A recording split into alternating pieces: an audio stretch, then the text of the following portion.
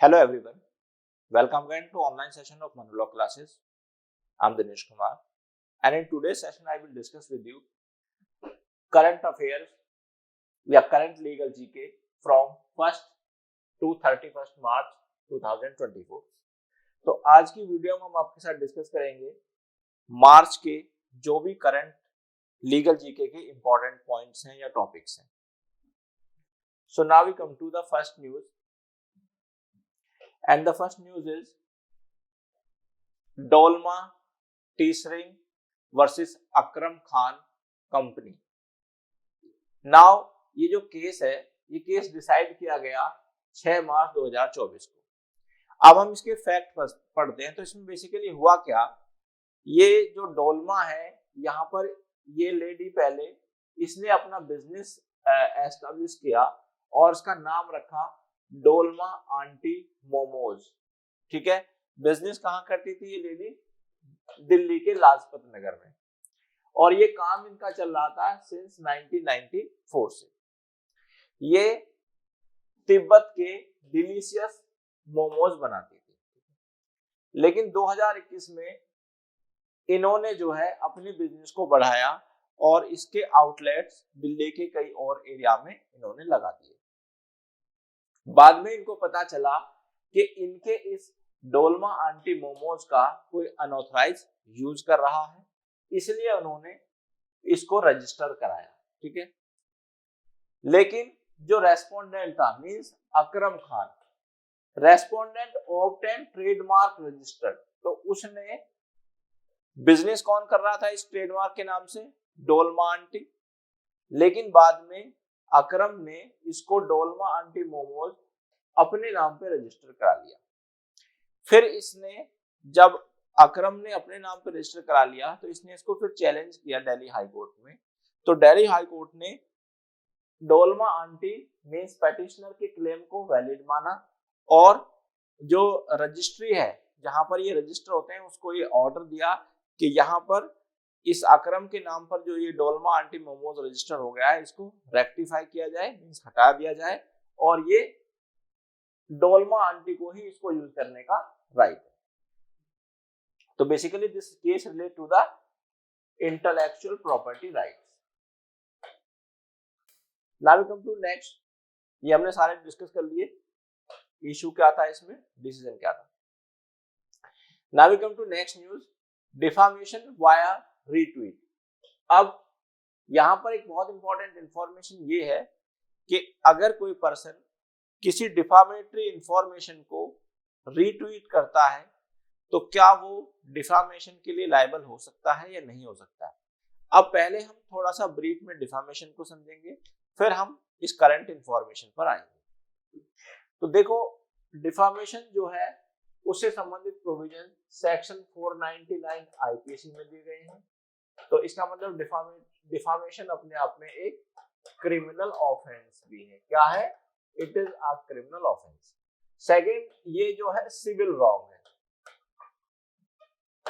अब दोनों में डिफरेंस क्या होता है? डिफामेशन क्रिमिनल एक्ट में और सिविल रॉन्ग में.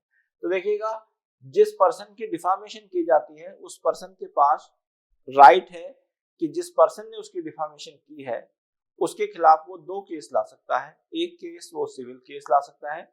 सिविल केस का मतलब ये है कि उसमें वो दूसरे पर्सन से कंपेंसेशन क्लेम कर सकता है. Compensation in the form of money, पैसे क्लेम कर सकता है. लेकिन जो क्रिमिनल एक्ट है, क्रिमिनल एक्ट में जिस पर्सन ने डिफामेशन की है उसके खिलाफ वो क्रिमिनल केस फाइल करेगा और जब वो क्रिमिनल केस फाइल करेगा तो उसमें उसको 2 साल तक की मैक्सिमम सजा हो सकती है according to section 500 of IPC.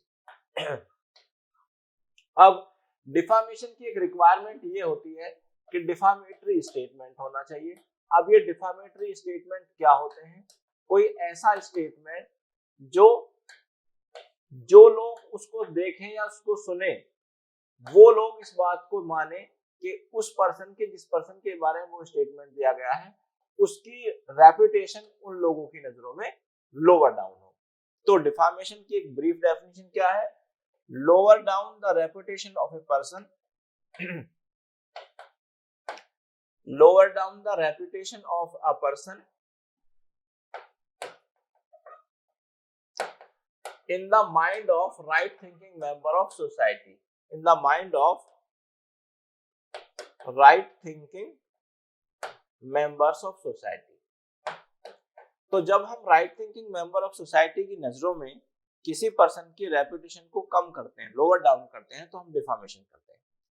तो अभी तक एस्पेक्ट क्या है या व्यू क्या है कि जैसे फॉर एग्जांपल मैंने किसी के बारे में कोई डिफामेटरी स्टेटमेंट दिया और उस स्टेटमेंट से जिस पर्सन के बारे में मैंने स्टेटमेंट दिया उसकी रेपुटेशन लोअर डाउन हुई, तो वो मेरे पे डिफामेशन कर सकता है।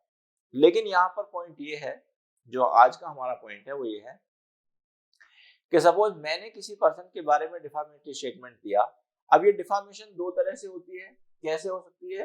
एक तो होती है लाइबल के द्वारा, लाइबल मतलब परमानेंट फॉर्म में, जैसे किसी के बारे में कुछ गलत लिख देना, परमानेंट फॉर्म।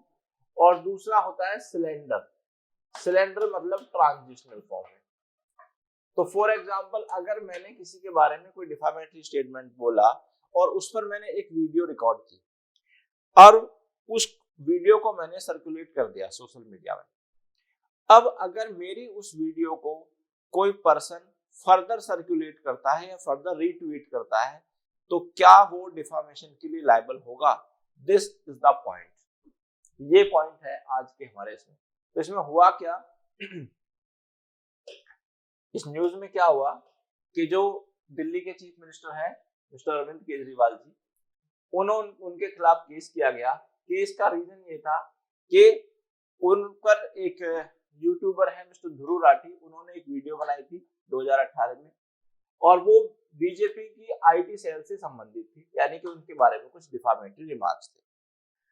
फिर जब ये वीडियो जो ध्रुव राठी ने बनाई थी जिसमें कि बीजेपी का ये एलिगेशन था कि उनके बारे में कुछ डिफामेटरी स्टेटमेंट कंटेन करती है, तो इसको रीट्वीट कर दिया मिस्टर केजरीवाल।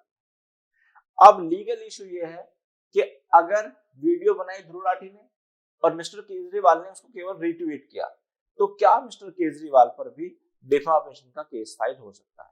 तो ये जो डिसीजन था ये दिल्ली हाई कोर्ट का डिसीजन था और दिल्ली हाई कोर्ट ने ये कहा कि यस, अगर कोई पर्सन किसी डिफामेटरी वीडियो को या डिफामेटरी कंटेंट को दोबारा से रिट्वीट करता है तो it may also amount to a defamation. ठीक है, यहाँ पर ऑनरेबल सुप्रीम कोर्ट ने कुछ रीजन दिए, कुछ लॉजिक दिए और लॉजिक उन्होंने ये कहा कि देखिए जो केजरीवाल जैसे लोग हैं, यानी कि बहुत फेमस पर्सनैलिटी हैं, दिल्ली के सीएम भी हैं, अगर ये किसी चीज को रीट्वीट करते हैं तो इनकी आउटरीच बहुत ज्यादा है। ठीक है, ये बहुत सारे लोग इनसे जुड़े हुए होते हैं, तो इनके द्वारा दिया गया मैसेज बहुत ही ज्यादा सर्कुलेट होगा सोसाइटी में और कहीं ना कहीं वो अफेक्ट कर सकता है। तो दिस इज द रीजन। तो फाइनल बात क्या है? फाइनल बात ये है कि अगर हम किसी डिफामेटरी स्टेटमेंट को रीट्वीट करते हैं तो हम उसके लिए लायबल हो सकते हैं डिफामेशन के लिए। Now SC on women in armed forces. तो बेसिकली इसको डिस्कस करने से पहले हम एक आर्टिकल डिस्कस करेंगे और आर्टिकल है हमारा article 14 of constitution of India.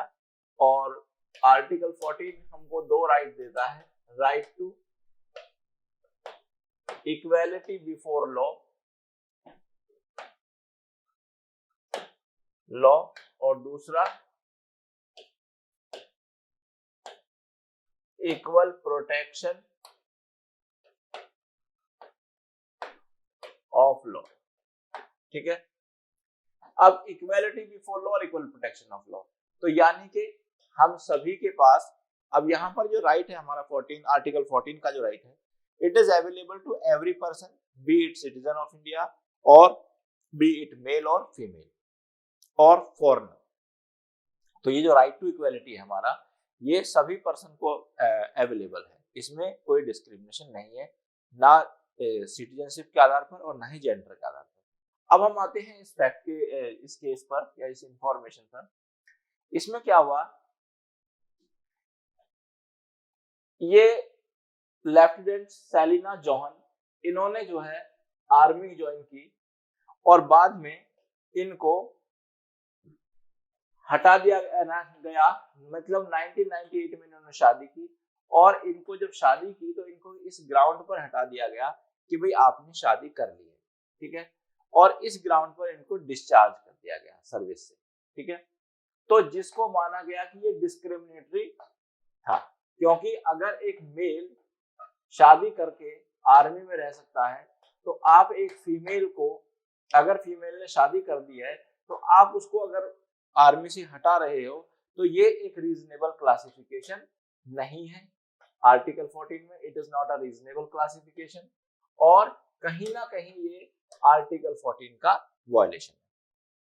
तो बाद में जब इसको चैलेंज किया गया आर्म्ड फोर्सेस ट्राइब्यूनल ने, तो आर्म्ड फोर्सेस ट्राइब्यूनल ने ये डिसीजन दिया कि ये जो डिसीजन था इनको हटाने का मिस सेलिना जॉन को, ये गलत था। बाद में सेंट्रल गवर्नमेंट ने आर्म्ड फोर्सेस के डिसीजन को चैलेंज किया सुप्रीम कोर्ट में, और सुप्रीम कोर्ट ने भी आर्म्ड फोर्सेस ट्राइब्यूनल के डिसीजन को अपहेल्ड किया, और ये ऑर्डर दिया सेंट्रल गवर्नमेंट को, मींस मिनिस्ट्री ऑफ डिफेंस को, कि वो 60 लाख रुपीस सेलिना जॉन को प्रोवाइड करे। और ऑनरेबल कोर्ट ने ये माना कि इस तरह से अगर आप डिस्क्रिमिनेशन करते हैं तो वो आर्टिकल 14 का वायलेशन है।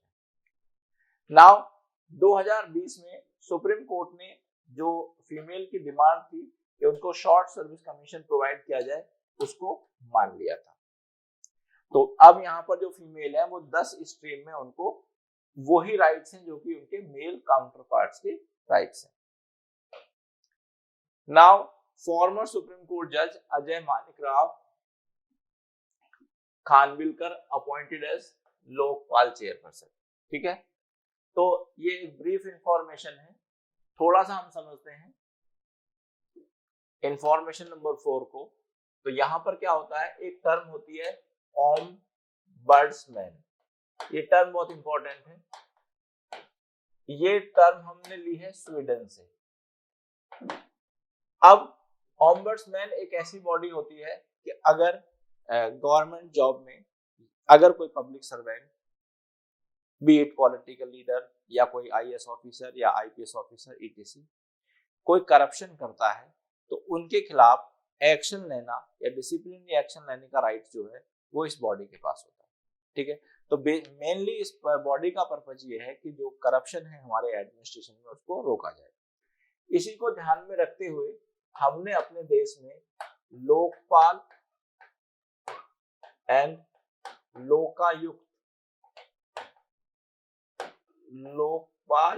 लोकायुक्त एक्ट 2013 बनाया, और जिसमें 2 बॉडीज को अपॉइंट किया जाता है। पहली है हमारी लोकपाल और दूसरी है हमारी लोकायुक्त। तो जो लोकपाल होता है ये सेंट्रल लेवल पर होता है, मतलब गवर्नमेंट ऑफ इंडिया के लेवल पर होता है, और लोकायुक्त जो होते हैं ये स्टेट गवर्नमेंट के लेवल पर होते हैं। तो इसका मतलब एक स्टेट में या एक देश में बहुत सारे लोकायुक्त हो सकते हैं, लेकिन लोकपाल केवल एक ही होगा। तो अब हम आते हैं इस न्यूज पर। तो इसमें सुप्रीम कोर्ट के रिटायर्ड जज जस्टिस अजय मानिकराव खानविलकर को नया चेयरपर्सन अपॉइंट किया गया है लोकपाल का। ठीक है, तो दिस इज इंपॉर्टेंट इंफॉर्मेशन। अब हम आते हैं इलेक्शन कमीशन अपॉइंटमेंट। तो अब हम इसको देखेंगे, थोड़ा हम इसकी बैकग्राउंड समझेंगे, फिर हम आपको इसमें और डिटेल में समझाएंगे। देखिएगा क्या है, अगर आप देखेंगे article 50 of constitution of India, article 50 of constitution of India वो बात करता है doctrine of separation of power की। किसकी बात करता है? Doctrine of separation of power. Separation of power का मतलब ये है कि हमारे देश में या स्टेट के 3 ऑर्गन होते हैं, वो हमारे देश में भी हैं। एक होता है लेजिस्लेचर, दूसरा होता है एग्जीक्यूटिव, और तीसरा होता है जुडिशरी। ये जो 3 ऑर्गन है हमारे, ये सेपरेट रहेंगे और एक दूसरे काम में इंटरफेयर नहीं करेंगे। अब हम आ जाते हैं जुडिशरी, ये इंडिपेंडेंट है, और जो हमारे एग्जीक्यूटिव हैं ये अपने क्षेत्र में इंडिपेंडेंट है, लेजिस्लेचर अपने क्षेत्र में इंडिपेंडेंट है। ठीक है, अब पॉइंट ये आता है कि जो हमारे फ्री एंड फेयर इलेक्शंस हैं, देखिए जो इलेक्शन देश में कौन कराता है? इलेक्शन देश में कराते हैं इलेक्शन कमीशन। तो इलेक्शन कमीशन जो है, इलेक्शन कमीशन की ये ड्यूटी है कि वो फ्री एंड फेयर इलेक्शन कराए। अब उसमें थोड़ी सी कंट्रोवर्सी है, यहाँ पर हम चलते हैं आगे, ठीक है। तो फ्री एंड फेयर इलेक्शन ये part of the basic structure है, these are the part of basic structure. जैसा कि सुप्रीम कोर्ट ने केस में कहा था, इंदिरा नेहरू गांधी, ये केस का नाम इंपॉर्टेंट है, नेहरू गांधी वर्सेस राजनारायण। कौन से केस में कहा था? इंदिरा नेहरू गांधी वर्सेस राजनारायण केस में सुप्रीम कोर्ट ने कहा था कि free and fair elections are the part of the basic structure, मतलब इस प्रोविजन को पार्लियामेंट भी अमेंड नहीं कर सकती। अभी क्या हुआ कि हमारे देश में इलेक्शन अब होने वाले हैं अप्रैल में, ठीक है। अप्रैल और मई में इलेक्शन होंगे, फिर गवर्नमेंट बन जाएगी मई में, 18वीं लोकसभा के इलेक्शन होंगे, ये पॉइंट भी इंपॉर्टेंट है। तो कंट्रोवर्सी कहां से स्टार्ट होती है? तो पहले तो सरकार ने मिस्टर अरुण गोयल को ही अपॉइंट किया, और यहाँ पर भी थोड़ा सा क्रिटिसिज्म हुई सरकार की कि भाई अरुण गोयल को ही क्यों अपॉइंट किया। लेकिन बाद में मिस्टर अरुण गोयल ने रेजिग्नेशन दे दिया, तो इनकी जगह 2 नए इलेक्शन कमिश्नर को अपॉइंट किया गया, जिनका नाम है ज्ञानेश कुमार और सुखबीर सिंह संधू, इनको अपॉइंट किया गया। लेकिन यहाँ पर क्या हुआ कि पहले जो अपॉइंटमेंट होता था, तो अपॉइंटमेंट करने वाली कमेटी में सीजीआई होते थे, चीफ जस्टिस ऑफ इंडिया होते थे, लेकिन सरकार ने सीजीआई को वहां से निकाल दिया। अब इसमें कौन है? प्रधानमंत्री जी हैं, प्लस एक और मिनिस्टर है जिसको प्राइम मिनिस्टर सेलेक्ट करेंगे, और एक minister of law and justice है। अब ये तीनों लोग हो गए एग्जीक्यूटिव, और जो सीजीआई थे जो कि जुडिशरी को रिप्रेजेंट करते थे, उसको इन्होंने यहाँ से हटा दिया।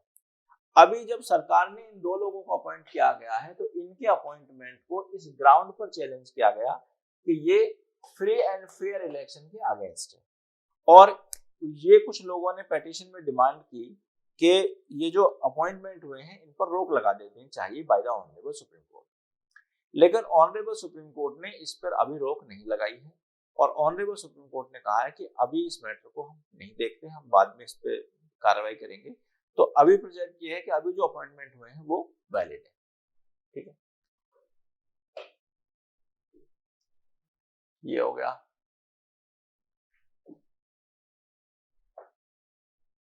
सब categorisation of scheduled tribe for the purpose of reservation. तो यहां पर क्या है, अब देखेंगे कि हमारे देश की जो पॉपुलेशन है, सारी पॉपुलेशन को 4 भागों में हमने बांटा हुआ है। पहला जनरल कैटेगरी में आती है, दूसरा ओबीसी, तीसरा एससी और 4th एसटी, ठीक है। पहली जनरल, दूसरी ओबीसी, तीसरी एससी और 4th एसटी। अब जनरल कैटेगरी में आने वाले लोगों को 10% रिजर्वेशन मिलता है, ये अभी आया है 103rd कॉन्स्टिट्यूशनल अमेंडमेंट से। ओबीसी में भी कैटेगराइजेशन किया गया है, यहां पर कंसेप्ट एप्लीकेबल होता है क्रीमी लेयर का। क्रीमी लेयर मींस अगर कोई पर्सन ओबीसी को बिलोंग करता है और उसकी इनकम, एनुअल इनकम 8 लाख या 8 लाख से ज्यादा है, तो उस पर्सन को जनरल ट्रीट किया जाएगा और उसको कोई भी रिजर्वेशन का बेनिफिट नहीं मिलेगा, ठीक है।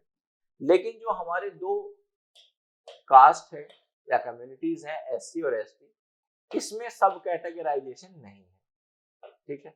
अब सब कैटेगराइजेशन मतलब एक कोई एससी है और उसकी इनकम 10 लाख रुपए महीना है, स्टिल उसके जो बच्चे हैं या फैमिली मेंबर्स हैं उनको रिजर्वेशन का बेनिफिट मिलेगा। सिमिलरली एसटी अगर वो 10 लाख रुपए महीना कमाता है तो भी उसके बच्चों या फैमिली मेंबर को रिजर्वेशन मिलेगा। लेकिन ये व्यवस्था यहाँ पर ऊपर 2 केसेस में नहीं है। अब पॉइंट ये आया कि जो पर्सन ऑलरेडी वेल ऑफ है, जिसके पास ऑलरेडी किसी प्रकार की कोई कमी नहीं है, वो अपने बच्चों को, अपने फैमिली मेंबर को एक बहुत अच्छी एजुकेशन दे सकता है, तो क्या उसको रिजर्वेशन देने की आवश्यकता है, ठीक है। सेकंड पॉइंट ये है कि अगर हम इनमें ही सब कैटेगराइजेशन कर दें, सब कैटेगराइजेशन मतलब जैसे एससी लोग हैं अब एससी में अगर हम टोटल पॉपुलेशन मानते हैं 15% है एससी की, और 15% में हम देखते हैं कि जो 10% एससी है वो वेल ऑफ है, मतलब उनके पास किसी प्रकार की कोई कमी नहीं है और उनको रिजर्वेशन की आवश्यकता नहीं है। सेकंड, जो 5% है उनको रिजर्वेशन की नीड है। तो लॉ यहाँ पर ये कहता है कि क्या सब कैटेगराइजेशन किया जाना चाहिए, नहीं किया जाना चाहिए। तो इस पे ऑनरेबल सुप्रीम कोर्ट ने अपने डिसीजन को रिजर्व रख लिया है, लेकिन ऑनरेबल सुप्रीम कोर्ट ने कहा है कि अगर हम सब कैटेगराइजेशन करते हैं, अलाउड करते हैं, तो ये टारगेटेड लोगों को, यानी कि जिन लोगों को हम वास्तव में रिजर्वेशन का बेनिफिट देना चाहते हैं उनको हम रिजर्वेशन का बेनिफिट दे पाएंगे। सुप्रीम कोर्ट ने अभी फाइनल वर्डिक्ट इस रिगार्ड में नहीं दिया है, लेकिन ये केवल एक ऑब्जर्वेशन दिया है कि हम अगर इस तरह से करते हैं तो ऐसा सब कैटेगराइजेशन करने से हम उन लोगों को रिजर्वेशन का बेनिफिट देंगे जिनको की वास्तव में रिजर्वेशन की जरूरत है। So dear students, that's all for today. I will come again with more such videos. Till then, thank you very much. Goodbye.